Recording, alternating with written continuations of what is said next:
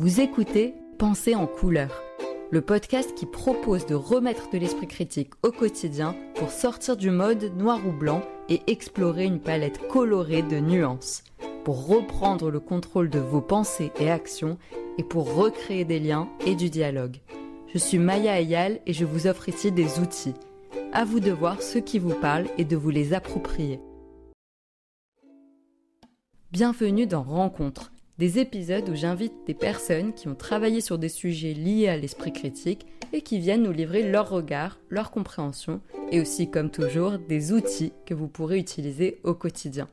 L'idée étant d'inviter des personnes avec des propositions variées pour que vous puissiez trouver dans tout ça ce qui vous convient à vous.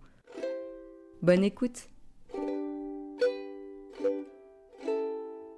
Bonjour Thierry Chaminade, merci beaucoup d'être là. Bienvenue. Bonjour, merci. Vous êtes chercheur en neurosciences. Là, on vient de parler pendant un bon petit bout. Vous avez plein de choses à dire. Vous travaillez surtout sur la cognition humaine, pour résumer. Mais là, je viens de voir que ça peut aller dans beaucoup de sens. Moi, je vous ai connu quand vous parliez des intelligences, notamment humaines, par rapport aux intelligences animales. Et du coup, je vous invite pour parler sur des sujets qui sont liés à l'esprit critique, vu que c'est le sujet de ce podcast, notamment avec la question de est-ce que l'esprit critique, c'est quelque chose de spécifiquement humain? Je vous laisse compléter un peu, si vous voulez résumer vos recherches actuelles, voilà, qu'est-ce que vous faites autour de la cognition humaine?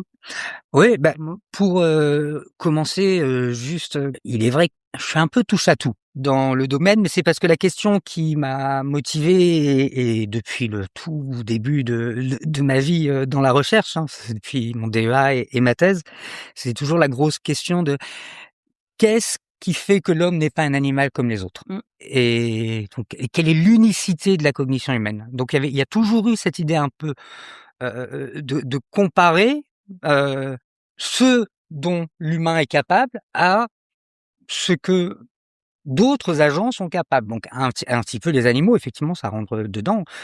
Et les robots aussi. Vous travaillez aussi là-dessus. Moi déjà, au niveau de ma thèse, quand je travaillais sur l'imitation, on était parti sur une thèse à l'époque qui est très répandue, qui était que l'imitation, on la retrouvait chez l'humain, mais pas chez les animaux. En fait, il y a des formes précoces, etc. Alors, évidemment, les connaissances depuis ma thèse, il y a 25 ans maintenant, les connaissances ont évolué, mais une partie de ça reste vraie. L'humain est un animal qui imite parmi et c'est quelque chose pour lequel il est assez unique. Mais la même question de l'unicité de la cognition humaine, c'est vrai, maintenant, aujourd'hui, je l'utilise beaucoup dans mes recherches sur les interactions homme-robot. Non, c'est l'inverse, en fait. J'utilise les interactions homme-robot pour étudier l'unicité de la cognition humaine. Et ça, il y a au moins deux pans complémentaires à ça. C'est-à-dire que le premier, c'est que le robot, et ça c'est pour cela qu'ils sont utilisés. Quand on parle robot, on parle des robots humanoïdes, des robots qui ont une forme humaine. Ouais. Qui sont des objets physiques. Voilà, ce sont des objets physiques, mécaniques, mais qui ont une forme, une ressemblance aux humains, et qui, pour cette raison-là, ou en tout cas c'est ce qui est postulé, leur ressemblance aux humains est censé faciliter leur interaction avec les humains. Ouais. C'est comme ça que c'est décrit dans la littérature. Faisons des robots à l'image des humains, comme ça, tous les systèmes d'interaction humain-humain pourront être recrutés dans les interactions homme-robot. Il sera donc beaucoup plus facile pour des humains d'interagir avec des robots que... Alors, pour nous, dans le milieu, c'est vrai que ce qu'on contraste, c'est ce qu'on appelle les robots industriels, c'est-à-dire les robots qui fabriquent les voitures sur les chaînes d'assemblage. Donc là, il n'a plus du tout la forme humaine, et on saurait beaucoup moins comment interagir avec lui. Mais maintenant, robot, on peut voir tous les drones, on peut voir toutes les choses là, et on voit bien que le robot humanoïde, à forme humaine, a un rôle à jouer, une niche à remplir en tant qu'agent social. C'est-à-dire que c'est pour ça qu'ils sont faits, à l'origine, c'était pour devenir des compagnons. Mais l'intérêt qu'ils ont, et je suis pas le seul à le dire, ça fait longtemps maintenant qu'ils sont utilisés aussi comme outil de recherche, parce qu'ils permettent d'avoir de recréer un comportement humain avec une apparence humaine, tout en ayant une forme clairement mécanique, c'est-à-dire que on ne les traite pas, on ne les considère pas, on ne les évalue pas comme des humains. Et donc la question, elle devient très simplement à ce niveau-là, et elle peut être posée dans de multiples domaines. Quels sont les mécanismes qui vont être conservés lorsqu'on remplace un humain par son avatar robotique Ouais. et quels sont les processus qui vont être détruits par le fait que l'apparence soit mécanique par rapport à humaine. Qui est spécifiquement humain dans nos interactions Et ce qui aussi. conduit à ce qui est spécifiquement humain dans les interactions. D'ailleurs, je peux faire un aparté très rapide là-dessus parce qu'en fait, il y a un philosophe qui a travaillé dessus. Je l'utilise énormément comme base théorique de travail. C'est Daniel Dennett qui est décédé il y a une paire d'années maintenant, qui avait proposé quelque chose qui est encore énormément d'actualité dans ces recherches-là, qu'on adopte une posture différente si on interagit avec un agent naturel ou avec un agent artificiel. Donc agent naturel, ce serait un humain. Un humain, un agent artificiel serait un robot. Ouais. Avec un agent naturel, on adopterait ce qu'on appelle une posture intentionnelle. Une posture intentionnelle, ça veut dire quoi? Ça veut dire qu'on lui attribue des intentions. C'est quoi des intentions? C'est des états mentaux. Et ça de manière naturelle. C'est pas forcé, c'est pas... Donc on projette un peu sur le robot des intentions Non, humaines, des choses. sur l'humain, on fait ça. Ok, Donc sur l'humain. on adopte une posture intentionnelle envers un humain. Ouais. A contrario, pour un robot, on adopte une posture qui n'est pas intentionnelle. D'accord. On adopte une posture qui est mécanique. Mmh. Et donc, pour lui, la grande distinction, et encore une fois, pourquoi est-ce qu'elle est encore d'actualité aujourd'hui, c'est de dire, pour nous, pour des humains, autrui a des états mentaux. Mmh. Et on sait que ce sont ces états mentaux qui contrôlent son comportement, qui dictent son comportement, qui interagissent avec son comportement. Donc, quand on va essayer de comprendre, de prédire, de donner un sens à son comportement, qu'est-ce qu'on va faire? On va essayer de lire les états mentaux cachés de la personne à travers ce qu'on peut percevoir de son comportement. Donc on cherche les états mentaux. Aussi, ouais. La posture intentionnelle, c'est ça. C'est quand j'interagis avec une autre personne, j'agis en fonction des états mentaux que je lui attribue. Et ce, de manière naturelle. Encore une fois, ce n'est pas du tout un processus qui demande un effort. C'est comme ça que ça fonctionne. Mmh.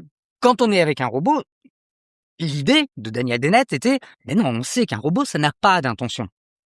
On sait, encore une fois, c'est pas savoir dans le sens très conscient, connu, etc. C'est-à-dire que de manière naturelle, j'avais mon étudiante avant-hier qui me disait la même chose, elle disait, mais maintenant, remplaçons le mot robot par gourde. Et on va essayer de faire la même chose. Alors, est-ce que la gourde, elle a des états mentaux? Bah non. La gourde, elle n'a pas d'état mentaux. C'est un objet mécanique. On sait que c'est pas vivant. C'est pas vivant, donc ça n'a pas d'état mentaux. Maintenant, si on dessine 2 yeux et un sourire, est-ce que ça va lui donner pour autant des états mentaux? Non, toujours pas. Mmh. C'est pas le fait de représenter quelque chose qui va en donner. Donc l'idée de Dennett, c'était que même si on fabrique un robot qui ressemble à un humain, c'est-à-dire qui fait 1,80 m, qui a un visage avec des yeux, des choses des actuateurs qui bougent, un corps qui peut se déplacer, etc. Pour autant, ça reste un objet. Donc, il n'a pas d'état mentaux. Donc, la posture n'est pas intentionnelle. Donc, si on repart sur la question de départ, ça signifie que de par sa nature même si on le rend humain, par défaut, par définition, de manière originelle, on n'est pas dans le même état d'esprit quand on interagit avec un humain. Ouais, quand on le rend humain, vous voulez dire en apparence. Quand on augmente ce qu'on appelle l'anthropomorphisme, Ouais. c'est-à-dire la forme humaine. Anthropos, morphos, on copie le plus possible l'humain. En sachant qu'il y a des limites de toute manière, et que s'il était vraiment parfait, on serait dans Blade Runner, et là on est dans une autre dimension. Ouais. Mais on en est encore suffisamment loin pour que la question se pose pas.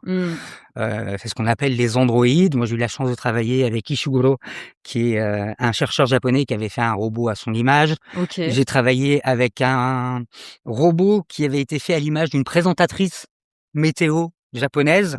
Et on avait eu la chance d'avoir le robot et la présentatrice elle-même comme stimuli dans les manips. Et on voit bien que le robot est un robot. Oui. Alors, en statique, non. Mais bon, ça nous emmène très loin. Il est un peu plus facile de reproduire l'apparence que de reproduire le mouvement.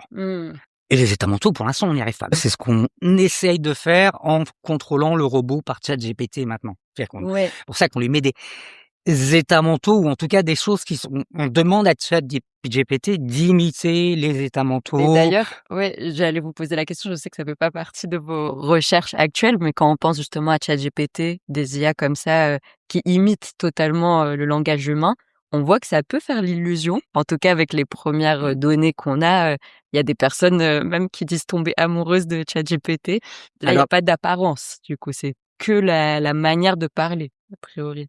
le film. Ouais, Her. OK. Je sais plus si je l'ai Ah vu. là là, Rappelez-nous. avec la voix de Johansson. Ah, rappelez-nous, qu'est-ce qui se passe dans ce film? Her, c'est une voix robotique, complètement automatique, dont la personne tombe amoureuse, D'accord. avec la voix assez Ah oui, OK. spéciale de Scarlett Johansson, qui en plus a un charme fou, et effectivement ça marche. Alors, Mmh. la question de est-ce que l'IA peut créer un comportement suffisamment humain pour se faire passer pour un humain est actuellement la manip que nous sommes en train de développer et dont OK. on va faire le pilote demain. Ah waouh! Donc demain, on va avoir des premières données dans lesquelles donc la personne C'est va dans dommage que je l'IRM. vous ai pas parlé demain. Mais vous Ouais, pourrez nous dire et comme vous ça je et rajouterai les infos. et vous pouvez venir, c'est très intéressant à regarder. Et par contre, alors voilà, ça me permet un aparté rapide entre quand on raconte les belles histoires comme maintenant et les réalités du quotidien dans le cambouis de l'IRM et du Ouais, développement de robots et de toute la la réalité du synchronisation. chercheur, Voilà, il y a quand même pour raconter des belles histoires, il y a beaucoup de sueur et de larmes, ouais. pour arriver là. Mais là, donc on est pour nous, le pilote, c'est la réussite. C'est-à-dire qu'on a réussi le développement et qu'on est prêt à commencer à scanner. Donc c'est, Donc là, vous allez comparer pareil que vous faites avec les robots, mais avec ChatGPT, les interactions, c'est ça? alors c'est un tout petit peu plus compliqué. Bon, ça va pas être diffusé dans des choses scientifiques. Les personnes vont interagir avec un robot. OK, Le robot, c'est toujours le même. En fait, c'est pas un robot, un vrai, mais ça a un avantage pour nous. C'est une tête robotique d'accord. qui est, rétroéclairée. Donc on projette une image de visage générée de manière dynamique. Donc on a encore l'apparence, Donc on a un robot, mmh, on a vraiment un truc en plastique avec des actuateurs, mais le visage est projeté et c'est un vrai visage projeté. Donc ça nous OK, permet d'avoir des mouvements de oui, lèvres, des expressions, et cetera. OK.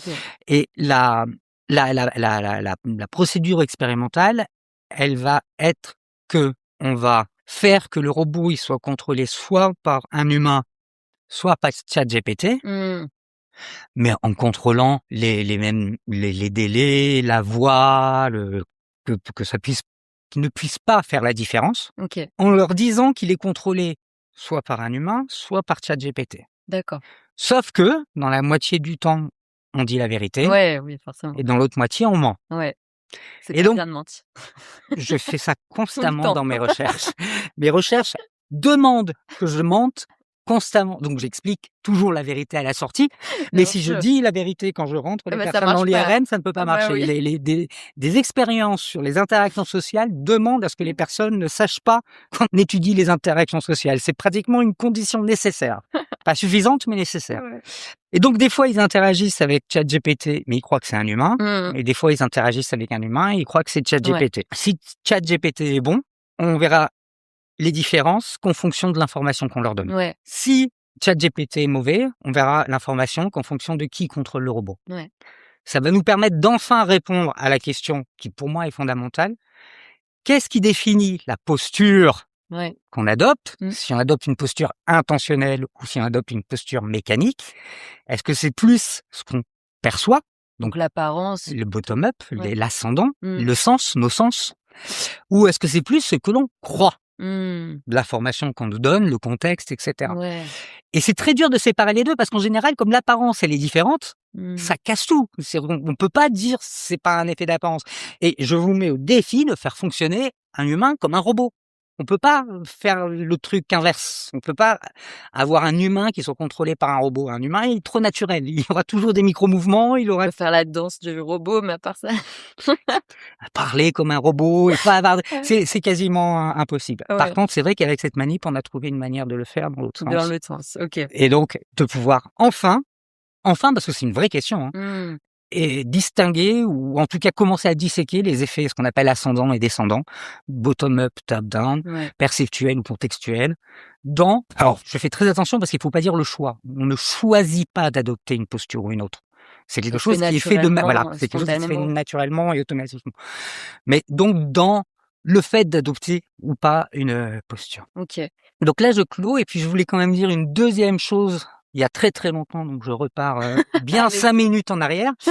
Le deuxième intérêt, d'utiliser des robots aussi, malgré tout, c'est qu'en fait, on peut participer au développement des capacités sociales de ce robot. C'est-à-dire que pendant longtemps, les progrès ont été faits en robotique, les progrès ont été faits plus sur les actuateurs, les moteurs, l'apparence. Alors c'est encore un peu le cas, mais maintenant c'est un petit peu survendu. On commence à avoir des très très bons robots. Bah, je vais demander aux militaires. On commence à avoir des très très bons robots pour un nombre important de missions.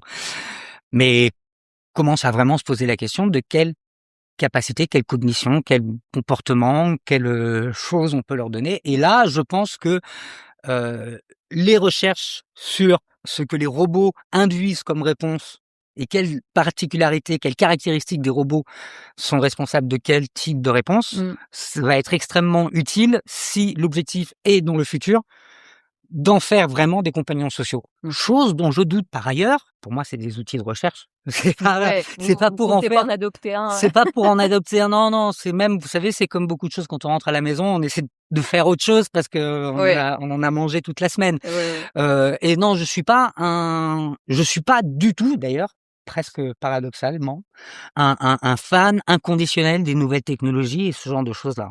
Mmh. Ça reste quand même, c'est fascinant. C'est un excellent outil pour la question qui m'intéresse, qui est l'unicité de la cognition humaine. Je suis beaucoup plus intéressé par l'unicité de la cognition humaine que par les progrès techniques des ingénieurs de chez Tesla ou Microsoft. Alors vous dites beaucoup le mot, cognition. Mmh? Est-ce que vous pouvez le définir rapidement? Alors, je réfléchis 2 secondes parce que il faut pas s'embarquer dans quelque chose qui part trop loin, mais la Oui, juste cognition, c'est simplement. l'ensemble des mécanismes qui contrôlent, donc ça, c'est pour le point de vue, production Mmh. et pour le point de vue chercheur qui explique, Ouais. donc quand on décrit, Mmh. le comportement OK. et très souvent, en fait, alors ma discipline, c'est la discipline que je pense à laquelle je pense appartenir. En anglais, c'est Social Cognitive Neuroscience. Mmh. Pour moi, c'est les neurosciences cognitives sociales. Ouais. Et ça encapsule bien ce que j'essaie de dire. C'est-à-dire que je cherche les mécanismes, en l'occurrence les mécanismes limites de l'unicité du comportement humain. J'ai enlevé cognition exprès de la C'est phrase. correct de dire les mécanismes de pensée, la cognition, ou c'est trop réducteur? C'est un peu réducteur parce qu'il y a énormément de choses qui sont pas pensées, dans le sens où qui sont pas conscientes. OK. Il y a un nombre incalculable de mécanismes sous-jacents dont on n'a pratiquement pas conscience. Et dans les cognitions, on pense aussi des fois aux mécanismes neuronaux. Alors, ça va être un peu compliqué de rentrer là-dedans, mais Vous avez un exemple? Juste pour qu'on. là j'en ai un parce que c'en est un sur lequel on a travaillé, qui est ce qu'on appelle le norm-based coding, c'est-à-dire le de quelle manière est-ce qu'une région cérébrale, on va parler surtout des régions qui sont impliquées dans la perception sensorielle. Ouais. On va parler par exemple de la région qui répond quand elle perçoit un visage. Mmh. Donc la région est effectivement activée par le visage. Ça veut dire quoi? C'est que si on présente un visage versus un autre stimulus, on va avoir une augmentation de l'activité locale dans cette région. Ouais. Si on met un autre stimulus qu'un visage et qu'on fait la comparaison, on va pas avoir cette différence. Par exemple, si on a un animal en face, ce sera encore autre chose, ou? Et encore après, ça dépend si on voit le visage de l'animal, etc. OK. Il y a des visages artificiels aussi qui risquent d'induire aussi des réponses, etc. Donc après, on peut parler de sélectivité de la région. Mmh. Et après, on a une autre dimension qui est comment est-ce qu'elle répond aux différents exemplaires, aux différents types, aux différents stimuli visage qu'elle peut recevoir. Ouais. Et bon, là, je parle des visages. Nous, enfin, dans mon équipe, c'est quelqu'un qui le fait sur la voix de la même manière. Et donc, on peut avoir soit une représentation dans laquelle on a un score qui mesure combien ça s'approche d'un exemplaire. Mmh.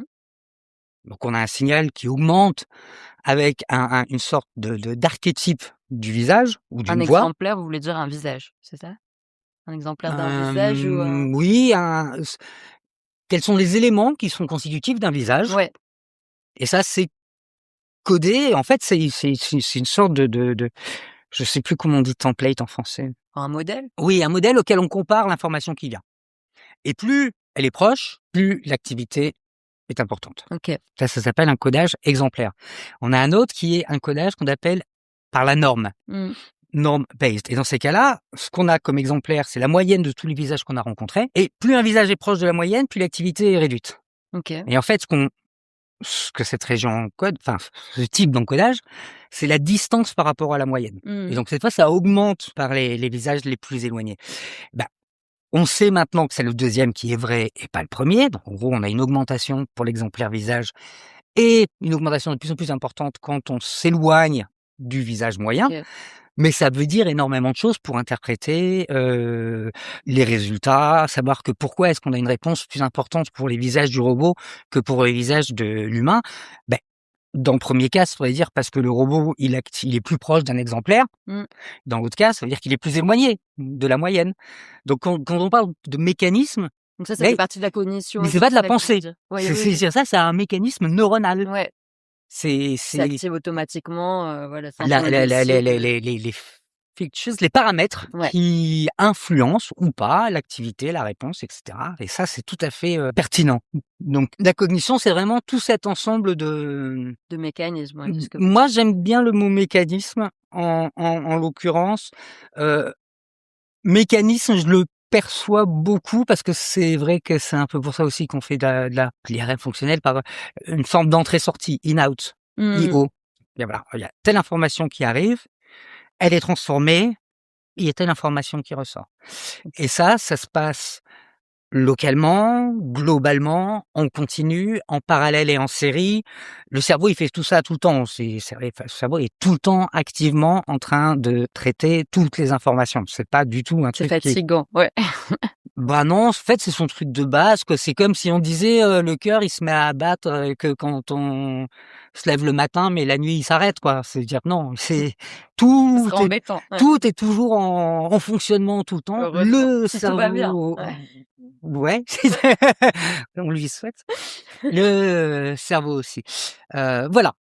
Ça, c'était la raison pour laquelle j'étudie, les interactions, homme-robot pratiquement comme, méthode.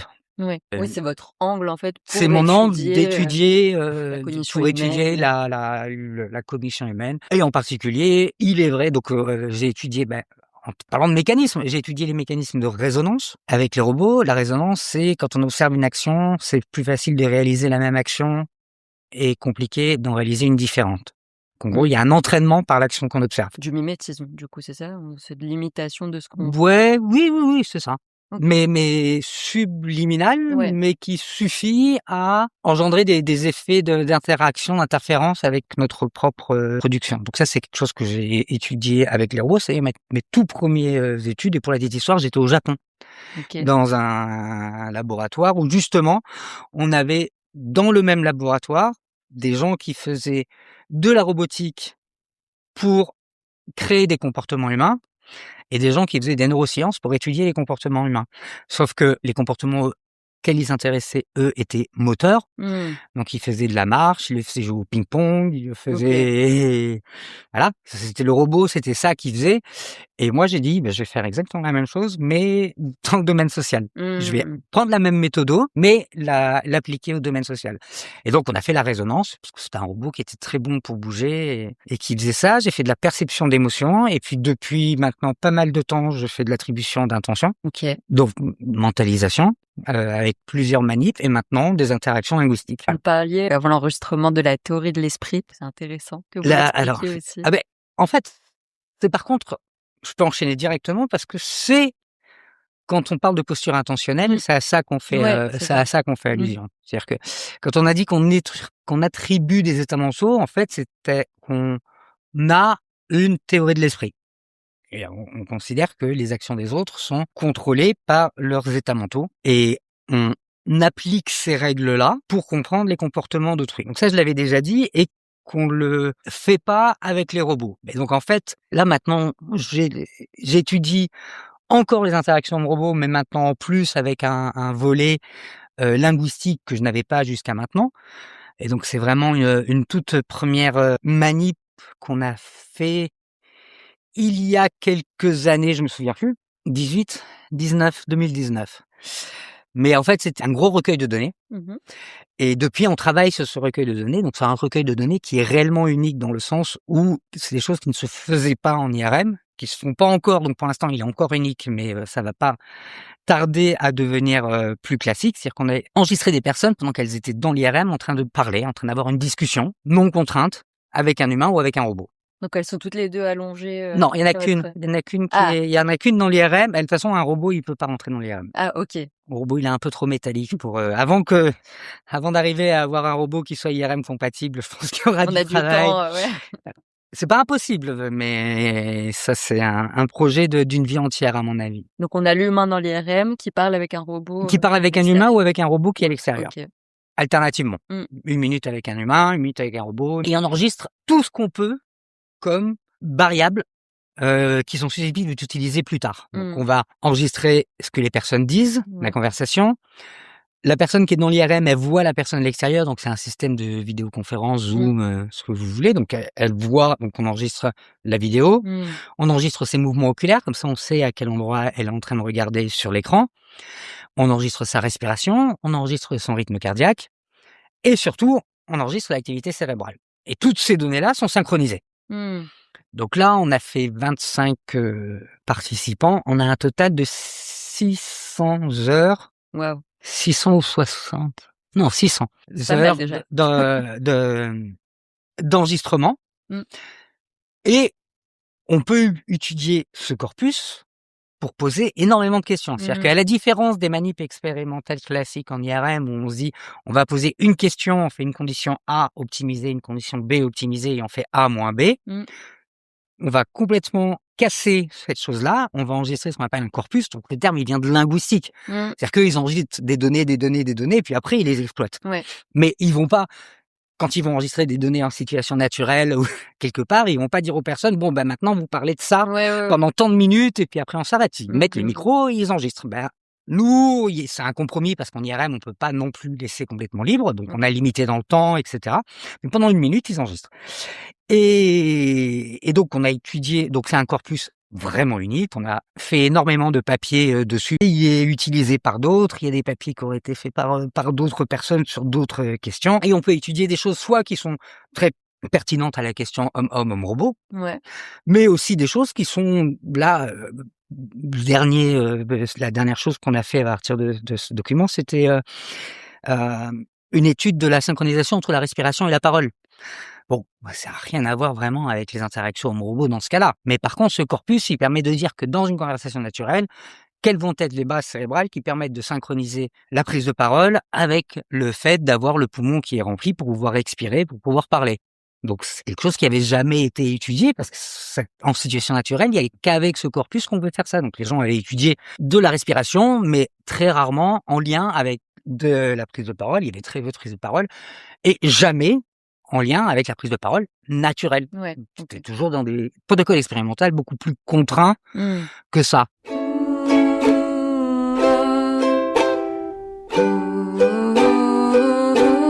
Pour revenir sur l'intentionnalité, du Ouais. coup, ce que vous avez étudié aussi, ce que vous me disiez, c'est justement si le robot dit: «Je crois que», Voilà. «Je pense que». Ce qu'on est en train de finaliser, alors l'analyse est faite, mais l'interprétation est encore un tout petit peu en cours. Comme on a des tours de parole, on a fait ce qu'on appelle des transcriptions. C'est-à-dire que transcripteurs, des experts humains, on transcrit ce que disaient les personnes dans le temps Ouais.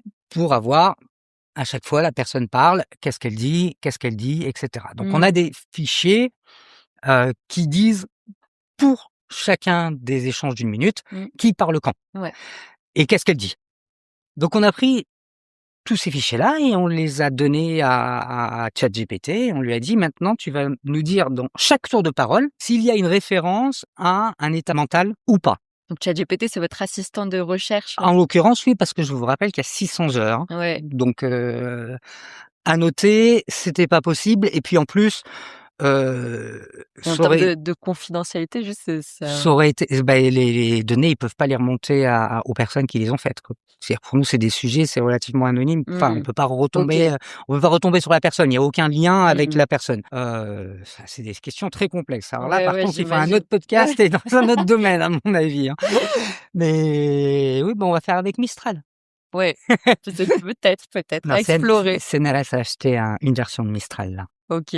On a une autre version à nous, gratuite. Bon, pour revenir en tout cas sur Et l'aide donc, de on lui a ChatGPT. demandé pour chaque tour de parole, est-ce qu'il y a un lien, est-ce qu'il y a une allusion Ouais. à un état mental pour chaque tour de parole. Donc, il a pris chacun des tours de parole de nos 600 heures qui ont été Donc retranscrits. état mental, ça veut dire qu'on a Est-ce pensé qu'il y quelque a chose. accès, est-ce qu'il y a une mention à ce que la personne pense, Ouais. à des émotions, à... Il y avait des choses comme elle a l'air fatiguée ou elle a l'air triste. D'accord. Donc Ah une oui, parce que interprétation, j'ai pas c'est ça. raconté juste un tout petit peu mais vraiment très très rapidement parce que ça m'emmenait loin. Mais il y avait une histoire derrière. C'est-à-dire que, encore une fois, j'ai menti. Et personne ne savait Comme à pas. votre habitude. Comme à chaque fois. Et à chaque fois, c'est pas à mon habitude, c'est systématique. Ou presque. Les gens, ben oui, mais Oh, si je ne mens pas, ouais, oui. si les gens savent que j'étudie les intérêts, c'est simple. Un participant cherchera toujours à faire plaisir au chercheur. Ouais. S'il sait que le chercheur étudie les interactions sociales, il va modifier ces interactions bien sûr. sociales pour faire plaisir au chercheur. Mmh. Étant donné Ça que influence c'est les ce qui résultats. m'intéresse, Ouais. je construis toujours des histoires à raconter aux personnes Mmh. pour qu'ils croient participer à autre chose. Donc Mmh. là, ils pensaient que c'était une étude de neuromarketing OK. dans lequel ils voyaient des images et qu'il fallait qu'ils discutent des images avec quelqu'un d'autre pour voir s'ils voyaient quel était le sens de la campagne. Mmh. Et les images, c'était des fruits abîmés ou pourris pour une des campagnes. L'autre, c'était des fruits déguisés en super-héros pour l'autre campagne. Donc, et en plus, ils étaient tous les deux anthropomorphisés parce que c'était dans l'objectif peut-être de faciliter des allusions à des états mentaux ou à des états sociaux, à des références sociales. Ouais. C'était pas un étalage de pommes dans la rue, quoi. C'était une OK. pomme qui avait un visage, un sourire. Non, la pomme, c'était Spider-Man. Hein. La pomme, elle était Ah à oui, l'envers, elle avait les yeux de Spider-Man et la bouche de Spider-Man. une pomme Enfin, originale. tout ça, c'est pour dire que, voilà, j'en parle pas. Parce que ça, pour moi, c'est un détail expérimental. Mais c'est toujours le cas. Ouais. C'est toujours. Donc là, dans ce cas-là, il ne savait pas qu'il disait ça. Et donc, très fréquemment, il leur arrivait de faire référence à des états mentaux. Mmh. Elle a l'air fatiguée, cette pomme. Non, ce n'est pas la pomme, c'était la poire. Mais ça fait Bon, rien. c'est pas Elle a grave. l'air fatiguée, cette poire. Ouais. On dirait Oui, qu'elle donc s'est son battue. expression, on se base sur son On expression. dirait, est-ce que tu penses que... Donc Et on humanise, le fruit. maintenant, il y a des fois où elle est rouge. Bon, elle est rouge, il n'y a pas d'état mentaux, elle est C'est rouge. objectif, quoi. C'est une description, c'est une description, etc. factuelle. Donc, on demande à ChatGPT de prendre tous les tours de parole, donc on lui envoie tous les fichiers et de nous dire à chaque fois, alors nous on appelle ça Tom, Theory of Mind, théorie de l'esprit, Ouais. ça c'est Tom. Donc c'est Tom ou pas Tom. Et pour chaque tour de parole, avoir un tour de parole, ça dure moins d'une seconde, hein. Mmh. C'est pas comme moi là qui parle pendant longtemps. Quand on discute naturellement et que c'est vraiment bilatéral, c'est plus des tours de parole d'une seconde Mmh. et quelques. Ouais, OK. Chaque seconde, Tom ou pas Tom. Mmh. Et donc nous on a utilisé ça pour regarder quels étaient les corrélats cérébraux associés à Tom versus pas Tom. C'est-à-dire la référence explicite à des états mentaux. Et ça, il comprend bien ChatGPT? Il comprend bien ce Euh, que c'est qu'un état mental ou pas, alors, sans souci et même mieux que nous. D'accord, Eh oui, intéressant. mais ça vient de la manière dont il a été entraîné et du fait de faire une bonne prompt, c'est-à-dire Oui, des voilà, des faut bonnes bien instructions. expliciter, ouais. Les instructions faisaient 1 page et demie. Ah oui, Mais d'accord, mais OK. ça, c'est ce qu'il faut. Hein. Avec Mmh. ChatGPT, moi, c'est ça que j'ai appris parce qu'on interagit beaucoup avec un vrai grand professeur d'IA. D'accord. Et parmi les choses dont il nous a expliqué, il dit pas hésiter à faire des fois des prompts qui font 3 fois la taille de ce que tu veux. Mais par contre, tu verras Pour qu'à être sûr, l'arrivée, ouais. après, tu n'as plus rien à retoucher. OK, C'est un peu super. vrai. Non, le fait de faire des prompts, ça prend du temps. Oui. Et voilà. Donc là, il a bien détecté. Donc là, il a bien détecté, c'est pareil, c'est ce que je suis en train de rédiger. Quand tu lui as demandé de faire 6 fois, je l'ai lu hier, sur les 600 fichiers, on l'a demandé 6 fois, il y en a 586 dans lesquels il a fait exactement les mêmes codages. D'accord. 6 fois la même prompt, les mêmes fichiers, 98% de consistance avec lui-même déjà. OK, pas mal. Par contre, il y a beaucoup moins de consistance avec l'humain quand on a fait des codages plus limités. Par contre, on a fait 4 humains et la consistance était encore plus faible entre les humains. D'accord. Parce que ta mentalisation, c'est quelque chose qui est très, très, très mal défini. Si bien que finalement, on préfère l'avoir par ChatGPT parce qu'on sait qu'au moins, il y a Mmh. une reproducibilité Ouais, interne au système, OK. alors que sinon, en fait, ça aurait été la sélection de l'humain qui aurait été Mmh. une variable aléatoire. Donc ça, c'est un exemple où l'IA est vraiment Bah, très utile. on va voir ce que nous disent les reviewers. Ouais. Après, ils vont nous dire ce qu'ils peuvent nous répondre, mais ça, on peut rien faire. Vous auriez dû prendre un spécialiste de la théorie de l'esprit pour faire les ratings. Un spécialiste de la théorie de l'esprit, bah, déjà, ça se compte sur les doigts d'une main Mmh. et ils ont beaucoup de choses à faire. Et il y a 600 Oui. fichiers à annoter. Enfin, Ouais, là, faudrait vraiment qu'il soit très passionné, et en plus, il y a des histoires de fatigue, de Oui. répétition. Ah bah, l'humain se ChatGPT, fatigue beaucoup plus que ChatGPT, ça c'est ChatGPT, sûr. il a pas du tout ça. Ouais, OK. Ayant eu ces donc on a chaque tour de parole qui est tome plus ou tome moins. Donc, est-ce qu'il fait référence à des états mentaux ou pas? Mmh. Et on va regarder dans le cerveau des participants. Alors, je vais résumer tout de suite, c'est uniquement quand ils écoutent. Ouais. C'est pas quand ils parlent. On l'a fait aussi quand ils parlent. Donc on peut aussi faire tome plus et tome moins quand le participant dit quelque chose. Ouais. Mais là, on n'a pas d'effet. Donc, mais c'est un peu connu et c'est pas si surprenant que ça. La théorie de l'esprit a toujours été étudiée en perception. Ouais. Elle a jamais été étudiée en production. D'accord. En IRM, par exemple. Partout. OK. Bah, oui. Les mécanismes de la théorie de l'esprit, non, c'est étudié en production, un petit peu en psychologie développementale, OK.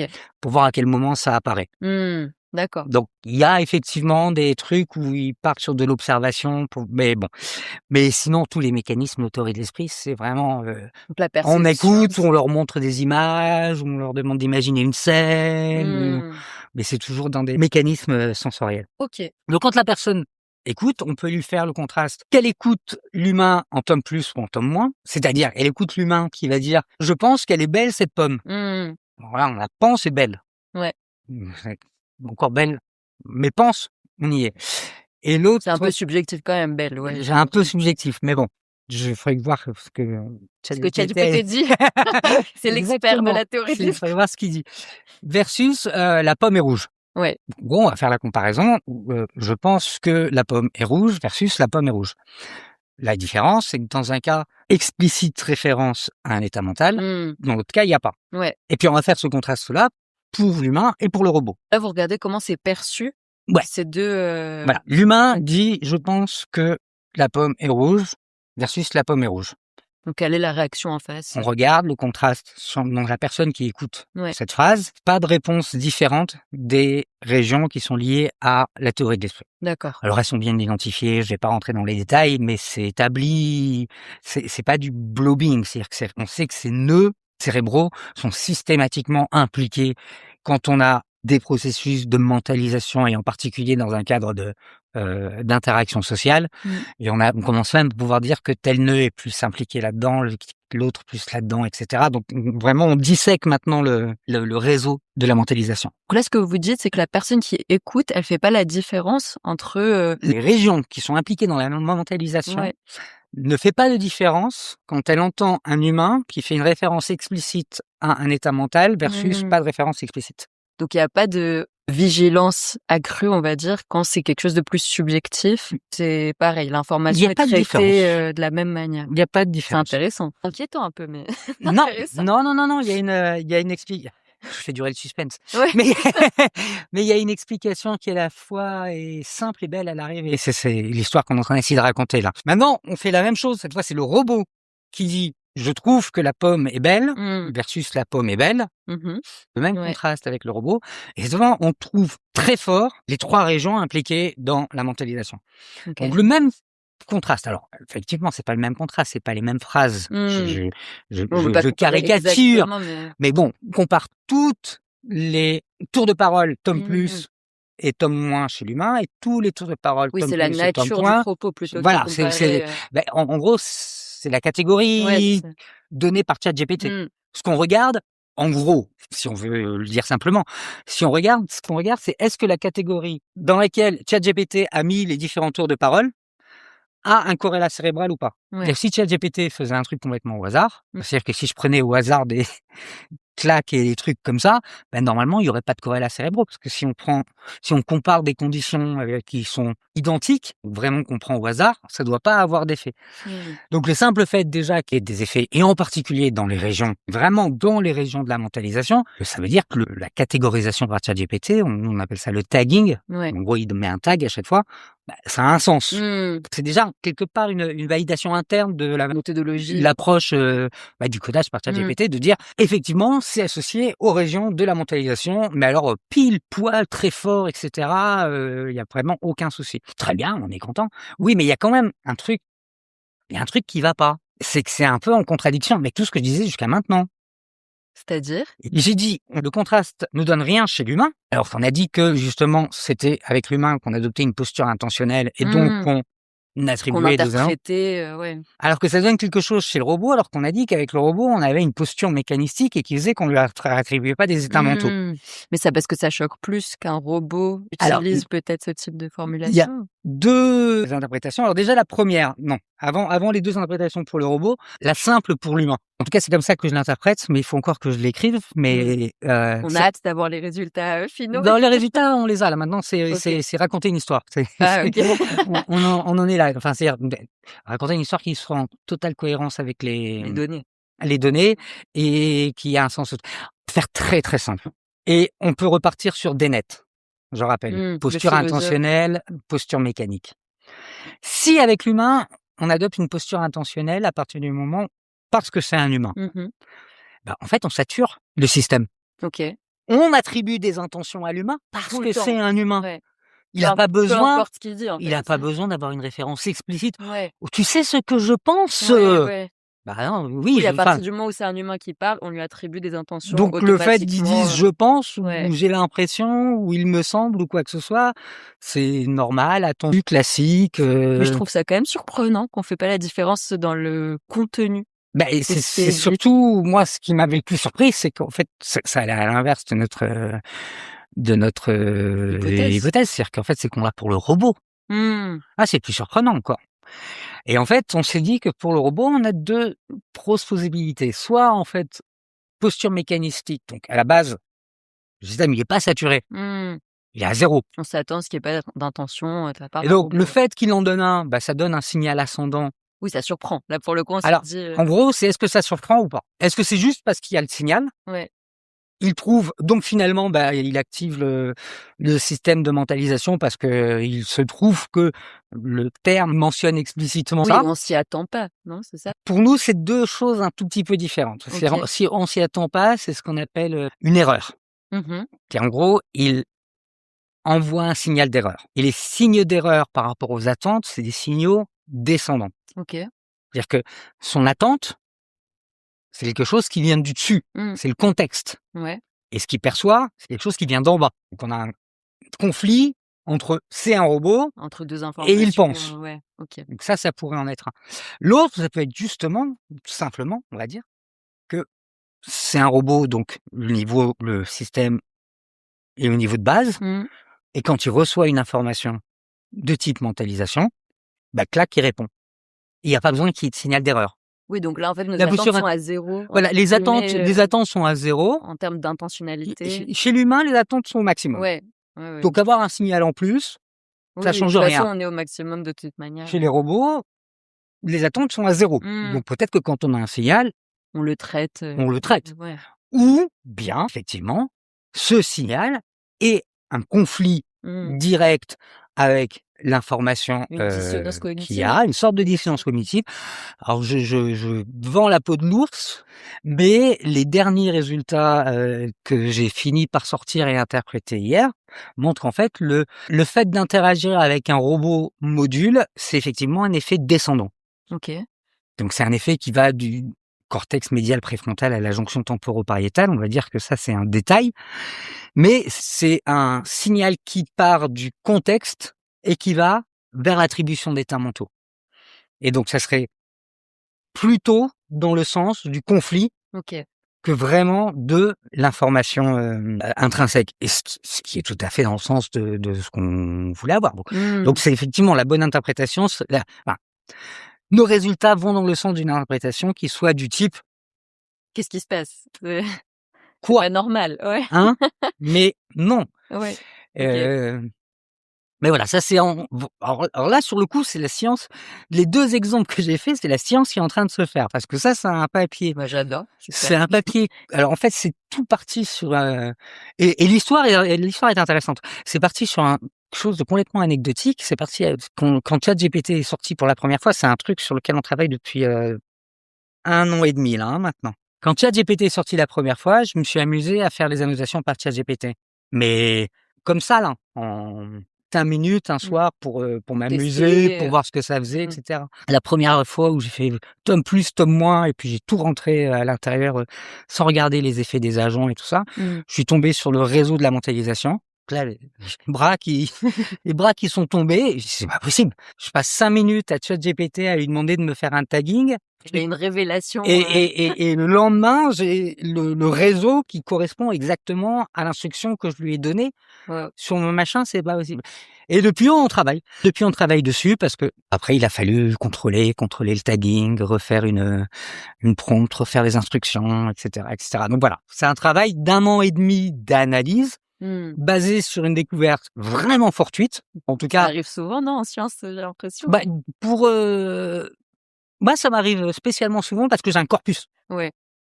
Donc des fois, il peut me prendre l'envie de tester un truc Mmh. et ce corpus me permet de le tester. OK. Donc hop, Ouais, il y a plein de données, donc ça il y donne en a plein plein, il y en a de plein. Moi, possibilités.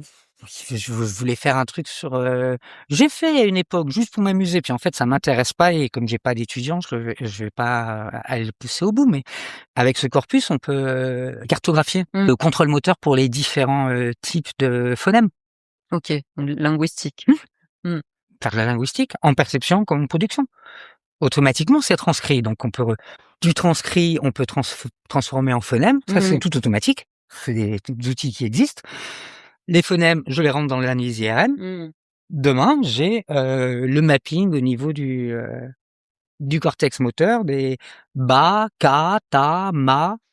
Il y a plein de possibilités, avec ce Et ce corpus. corpus, il permet Il de est le faire. riche. Le seul truc, c'est qu'après, quand il faut l'écrire, ça va faire quand même C'est depuis du septembre qu'on travail. est en train d'écrire. Du coup, si je refais le lien justement avec l'esprit critique, parce que moi ça m'interpelle, est-ce que Mmh. vous dites le fait qu'on reçoit l'information de la même manière quand elle est objective, quand Mmh. on décrit factuellement quelque chose, ou quand quelqu'un est en train de donner un peu son opinion, son interprétation?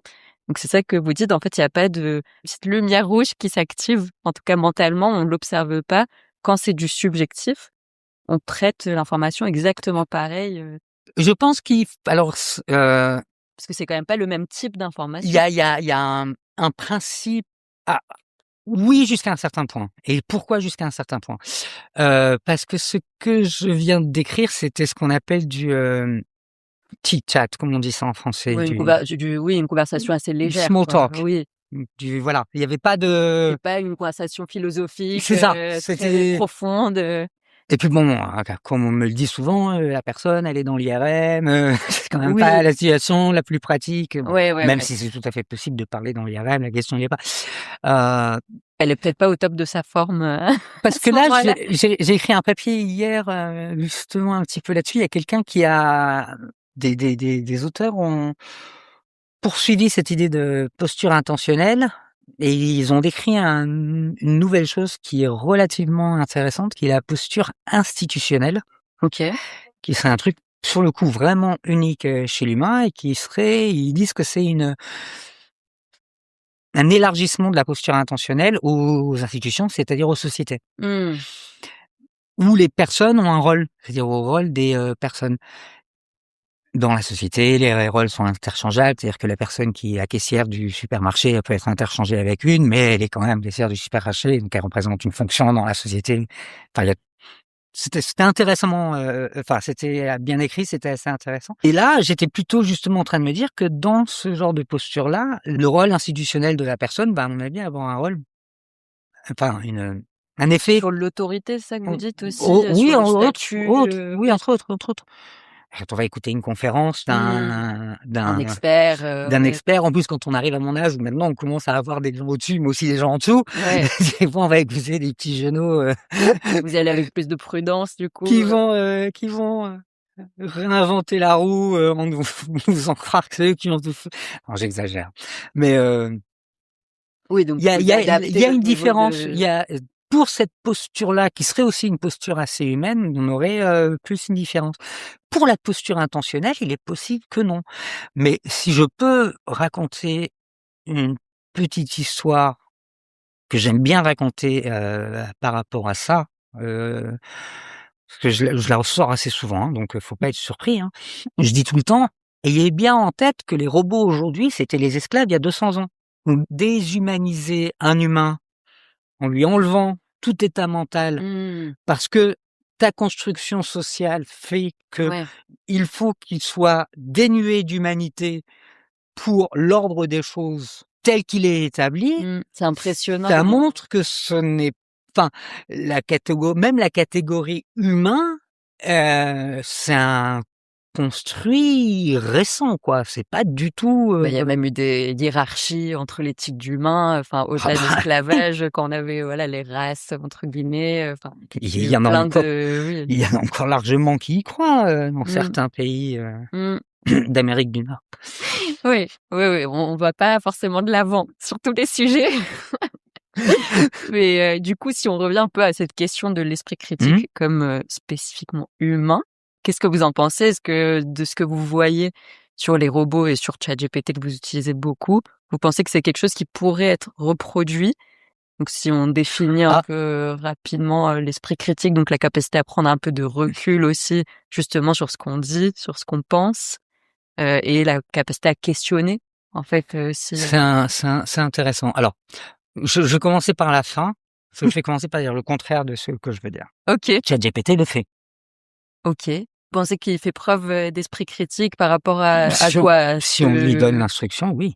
oui, d'accord. Oui, mais il faut lui donner effectivement l'instruction de le faire. Il le fait pas spontanément, on va dire, pour l'instant. Mmh, Il fait ce qu'on lui demande, quoi. mais on peut lui demander de faire avoir un esprit Oui, critique. oui, oui, oui, tout à fait. C'est ça moi je le fais des fois, enfin, par exemple, moi je demande à ChatGPT de ne pas penser. Ouais, OK. Je lui dis: «Tu attends, tu prends toutes mes instructions, tu ne fais rien». Ouais. Ouais, mais du coup, il a pas d'esprit critique justement parce qu'il est «aux ordres» entre Ah bah guillemets. oui, Il oui, mais est si je lui disais, bah, même il a un esprit critique. il va pas remettre en question ce que vous dites en général. Sauf si vous lui demandez explicitement de le faire. Je sais pas, à voir, à voir. Déjà, il remet en cause la manière dont je le dis. OK, intéressant. Ah bah non, mais ça c'est l'expérience que tout le monde fait et moi le premier, je le fais tous les jours. Je rentre le paragraphe que je viens d'écrire, je Ouais. lui demande de me l'améliorer, il me Ah oui, sort une version d'accord. améliorée. Ah oui, oui. Mais c'est vraiment sur les mots utilisés, c'est pas Ah, c'est fin quand même, hein. ouais, Ah, il y a quand même une finesse d'écriture. En plus, moi, il me connaît parce qu'on a une version, pro ici, OK. que j'utilise, systématiquement. Enfin moi, il m'a aidé à rédiger mon HDR, il m'a aidé à rédiger mes papiers, il connaît mon style, il connaît Mmh. mon, Oui, pour reproduire, un alors, style ce que je humain. veux dire, c'est que il a toute l'apparence de l'esprit il peut, on va Mmh. dire. Il faudrait qu'on prenne des exemples précis, mais je mets ma main à couper. OK, Il peut avoir toute l'apparence d'un esprit critique, humain. humain, Mmh. si on lui demande de manière correcte. Ouais. Maintenant, là où je vais m'arrêter, c'est que enfin, ce que ça ne veut pas dire, enfin, il est pas vivant, quoi. Oui, voilà, il prend pas l'initiative Non, mais de se poser des questions, de c'est un algorithme. oui, voilà. Faut lui dire de le faire. C'est un algorithme, ce n'est pas un Après, sauf si voilà, sauf si, plus tard on crée des IA qui sont faites pour ça, si c'est dans leur algorithme éventuellement, peut-être qu'un jour, il y aura des IA comme ça, ça, c'est vraiment très, très compliqué. Mais je vous assure, c'est pas si lointain que ça. Je pense qu'on est beaucoup sur des problématiques là, parce qu'il y a, en particulier dans les derniers mois encore, des personnes qui ont dit que ça y est, on pourrait, le CNRS s'engouffre aussi là-dedans, c'est combiner IA et robots. ouais. Donc nous, on le fait, mais c'est un truc, c'est la nouvelle mode, quoi. C'est Mmh. là où tout le monde va, au jour d'aujourd'hui. Mmh. Pour ce qui est des IA autonomes, je pense qu'il y a déjà eu quelques expériences qui font tiquer. Par exemple, en faisant discuter des IA entre elles. On va retomber presque sur l'histoire de la mentalisation, c'est-à-dire avoir l'apparence Oui, d'un comportement Ça veut pas dire qu'on Justement, qu'est-ce que ça veut dire? ouais, Et on c'est sait c'est pas pas encore, c'est pas évident ouais. parce que après on a, c'est un truc connu et malheureusement j'ai plus la ref. Mais c'est un gros concept philosophique, le principe que, l'homme se leurre. On s'attribue Des des spécificités des spécificités, en particulier des capacités, mmh, des habilités, des autonomies, des libres arbitres, on a envie de se croire extraordinaire, qui peut-être ne sont pas. Et mais là ça commence à aller un peu trop loin pour moi. C'est-à-dire que même moi, je suis pas à l'aise parce que ça devient trop philosophique et compliqué. Il y a aussi tout un autre courant de pensée qui explique que c'est le langage et la capacité de mettre des mots mmh. qui permet d'avoir ce genre de choses-là, comme l'esprit critique et cetera et qui donne cette illusion. The Illusion of Conscious Will. Bon, j'aurais bien aimé avoir le titre, français, mais Bon, on cherchera. OK, et ça ça dit raconte exactement ça. C'est-à-dire que notre, libre arbitre n'est qu'une illusion. mmh, OK. Et On croit qu'on est libre parce qu'on dit qu'on est libre. c'est quoi? C'est sur les déterminismes Oui, sociaux ou des c'est choses sur comme ça? tous les Tous les déterminismes déterminismes, biologiques, sociaux, mmh. et heu et culturels. Ça a l'air un peu déprimant, mais on regardera. Après, vaut mieux être lucide, hein, ça c'est Ça le dé cas. non, c'est pas vrai, c'est pas vrai, c'est pas vrai. Des fois, il vaut mieux, se nourrir de D'illusions? oui, OK, si les illusions nous rendent heureux, non, mais oui, tant que ça nous met pas en danger. Il y a des illusions qui peuvent, ça, l'illusion du libre arbitre, elle a mis personne en danger. M'intéressant à l'unicité de la cognition humaine, c'est quand même intéressant parce que ça voudrait dire qu'en fait, l'unicité de la cognition humaine, c'est le langage. ouais, Ça ça restreint réduit beaucoup, ça restreint beaucoup mmh, les choses intéressantes et que beaucoup de choses qu'on croit être uniquement humaines sont en fait des construits mmh, permis par le langage. ouais, Et si on poussait un cran plus loin, si on donnait le langage aux animaux et qu'on leur laisse le temps d'évoluer culturellement, parce qu'il y a mmh. ça aussi, hein, c'est pas dire que c'est apparu au Donc le langage avec des mots, un langage qui serait, assez, oui, développé. bah, langage, c'est assez bien défini quand même. Parce C'est qu'eux, ils c'est pas de la communiquent, on communication, va voilà.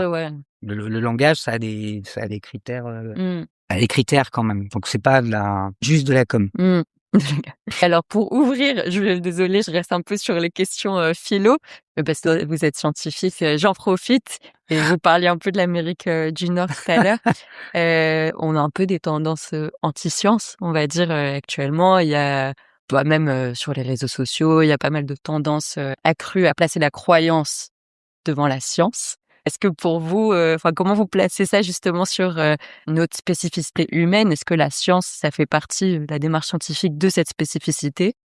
Est-ce que, voilà, le fait de retourner vers des croyances, ça va changer à votre avis, bah, notre Bon, cognition, déjà c'est déprimant. ouais, ça on est d'accord. OK, on peut quand même partir sur les choses de base. Sur votre état mental. C'est voilà, on va partir sur l'état mental qui est quand même la chose la première re appliquée.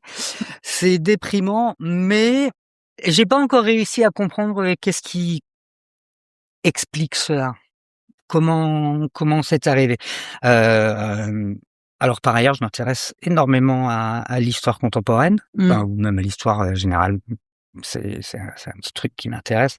Bah, ça encore une fois, c'est en lien aussi pour qu'on essaie de comprendre l'humain, Mmh. Bien essayer de sûr, comprendre comment les sociétés, comment se elles évoluent, construisent, comment elles entrent en interaction les unes avec les autres et cetera. C'est pas inutile. Je crois que j'en suis encore au stade de digérer, c'est ça? de la stupéfaction et d'être tétanisé, là-dessus. Non, je peux pas je peux aller quand même très loin. Moi, j'ai fait une des personnes pour lesquelles j'ai fait ça, qui est mon oncle, qui est médecin, anatomopathologiste, c'est le premier anti-vax que je connaisse, quoi. D'accord. Bah, il y en a eu des médecins, ça c'est sûr, des On en scientifiques, a coupé les ponts, hein. ouais, OK, Et avec ma mère, pareil. OK. Et moi, je peux pas. Mmh. Mais j'essaie de comprendre, je comprends pas. Je ne comprends pas. On en Je parle dans pas mal d'épisodes, ça bah, je de go de ce qu'on sait en tout cas, ça vient souvent d'émotions très fortes, de peur, de panique. Dans le cas des mmh, anti-vax, c'était souvent lié à un gros stress en fait, face à mmh, tout ce qui se moi, j'ai passait. pas l'impression.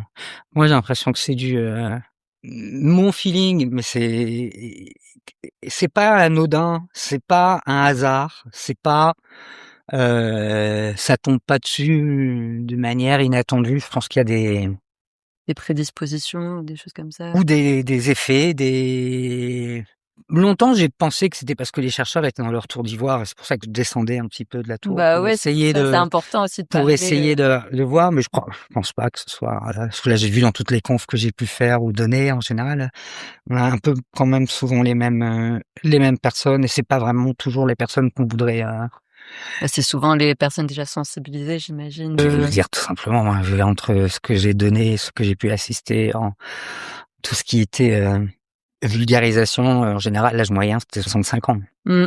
Moi, je suis venue à une de vos Ouais. conférences, Non, j'avais mais pas 65 ans. ça me pose pas un problème que ce soit les personnes âgées. Ouais. Je veux dire, est-ce que c'est justement, ça veut pas dire qu'elles sont justement pas encore tombées dans cet Mmh. écueil de... Après, il y a peut-être un truc plus général et généralisé, mais qu'est-ce qu'on peut y faire? La perte de repères à tous les... Ouais, la perte de sens, Et la perte de croyance dans l'État, la la perte de confiance, en fait. croyance Ouais, un problème de dans les confiance politiques, la dans les perte de autorités. croyance dans les autorités. Mmh. C'est Et ça. moi, j'ai tendance à... Et là, par contre, ça devient très politisé, donc je m'arrêterai là, Oui, hein. oui, bien sûr. Mais j'ai tendance à penser que c'est instrumentalisé par certains...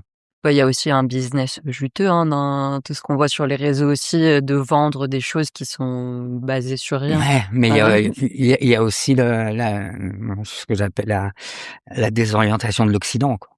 OK, intéressant.